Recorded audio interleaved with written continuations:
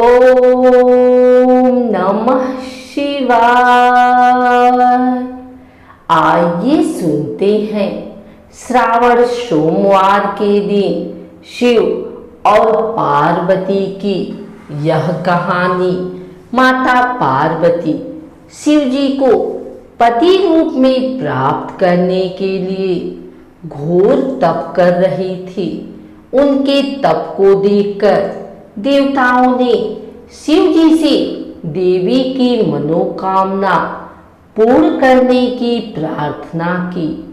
शिव जी ने पार्वती जी की परीक्षा लेने सप्तऋषियों को भेजा।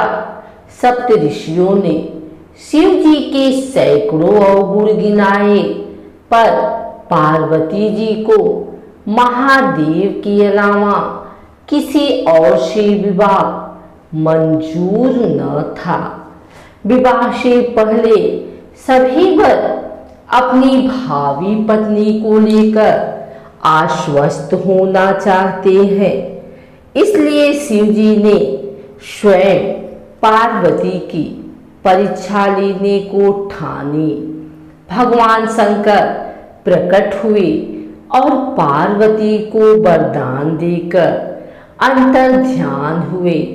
इतने में जहां वह तप कर रही थी, वहीं पास में तालाब में मगरमच्छ ने एक लड़के को पकड़ लिया।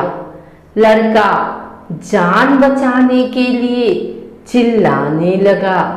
पार्वती जी से उस बच्चे की चीख सुनी न गई। द्रवित हृदय होकर वह तालाब पर पहुंची। देखते ही देखते मगरमच्छ लड़के को तालाब के अंदर खींचकर ले जा रहा था। लड़के ने देवी को देखकर कहा, मेरी न तो माँ है, न बाप, न कोई मित्र। माता, आप मेरी रक्षा करें। पार्वती जी ने कहा, हे ग्राह, इस लड़के को छोड़ दो। मगरमच्छ बोला, दिन के छठे पहर में जो मुझे मिलता है उसे अपना आहार समझकर स्वीकार करना मेरा नियम है।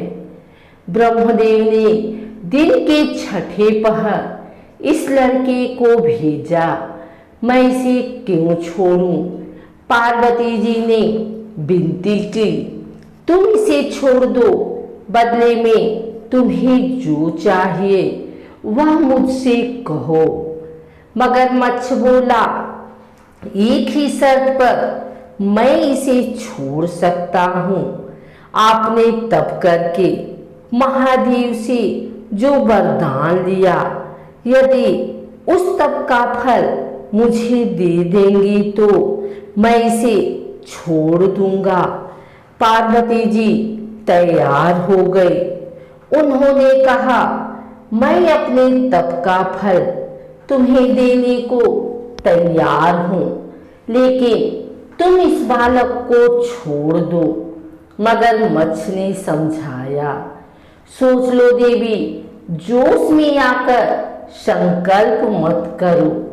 हजारों वर्षों तक जैसा तप किया है वह देवताओं के लिए भी संभव नहीं। उसका सारा फल इस बालक के प्राणों के बदले चला जाएगा। पार्वती जी ने कहा, मेरा निश्चय पक्का है, मैं तुम्हें अपने तप का फल देती हूँ, तुम इसको जीवन दे दो। मगरमच्छ ने पार्वती जी से तपदान करने का संकल्प करवाया। तप का दान होते ही मगरमच्छ का देह तेज से चमकने लगा।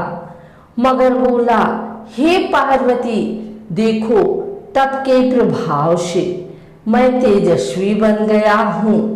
तुमने जीवन भर की पूंजी एक बच्चे के लिए व्यर्थ कर दी। चाहो तो अपनी भूल सुधारने का एक मौका और दे सकता हूँ।